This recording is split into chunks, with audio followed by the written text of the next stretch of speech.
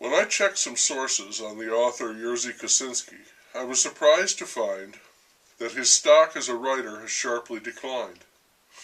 He has been accused of not writing his books. He has been accused of plagiarizing from Polish folk tales and literature.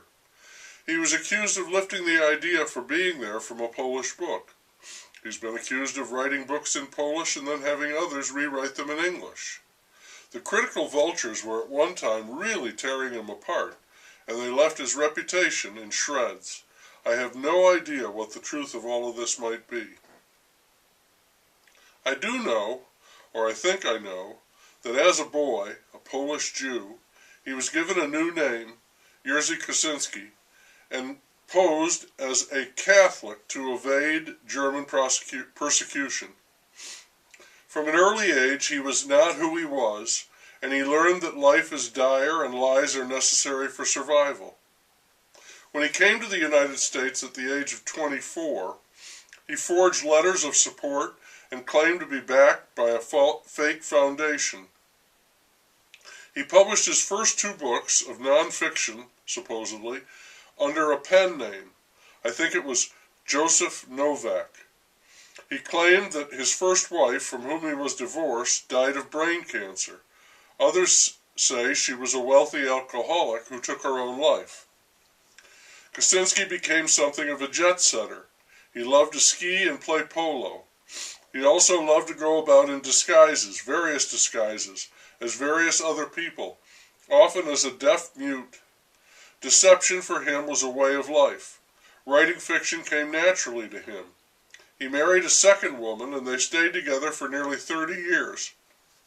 Though he was constantly and openly unfaithful to her sexually, I think she occupied the place of a mother in his life, though I have no proof of that.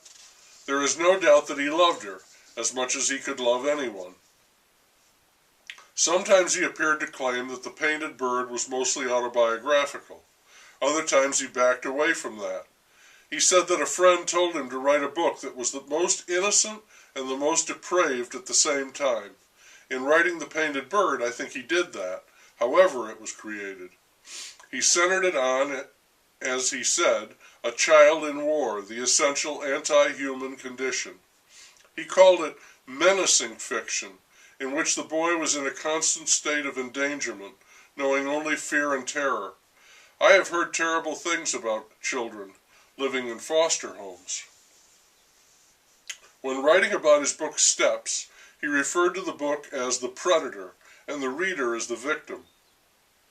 Of a murderer in the book, he said he just described his encounters with the victims without exaggeration and in the most ordinary terms, and that is his approach, which made it, for me, all the more alarming.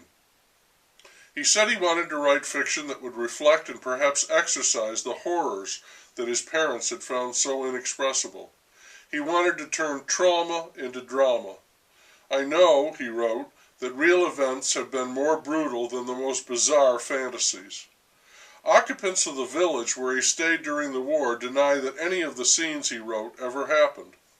When he was asked about the level of violence and cruelty in his work, he would answer, "Look at the world today, anywhere, any day.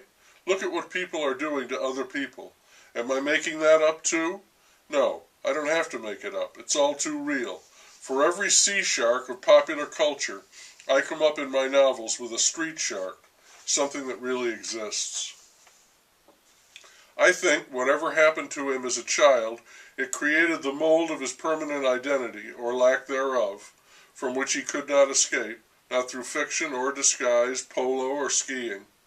Oscar Robertson comes to mind as an example of a person who was never able to get past the miserable treatment he suffered as a boy and a young man. Not even extreme success was able to overcome that. Kosinski says that, bad as they are, wars end. But hate doesn't end. On all sides it goes on. Hate doesn't end. Despite constant efforts to bridge the gap through writing, friendship, and sex, Kosinski believed that he was a solitary figure, with no family at all, in an empty universe. He killed himself by taking an overdose of drugs and tying a plastic bag over his head. It was no half-hearted attempt. He wanted to end it all. Someone called him a casualty of war, and in a delayed sense, I agree with that assessment.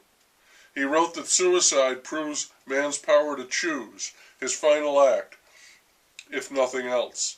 The possibility of such choice comforts him in the face of the predictable. But even in self-destruction, he wrote, his shadow outlives him. I ran headlong into the shadow of Jerzy Kosinski when I read The Painted Bird. It was a devastating experience. It was dark, dark, dark. Whatever he wanted to accomplish with his life and his death, I would have to agree that his shadow lives on. And for those who have not encountered it, I would also have to say, watch out for that shadow. It's a killer.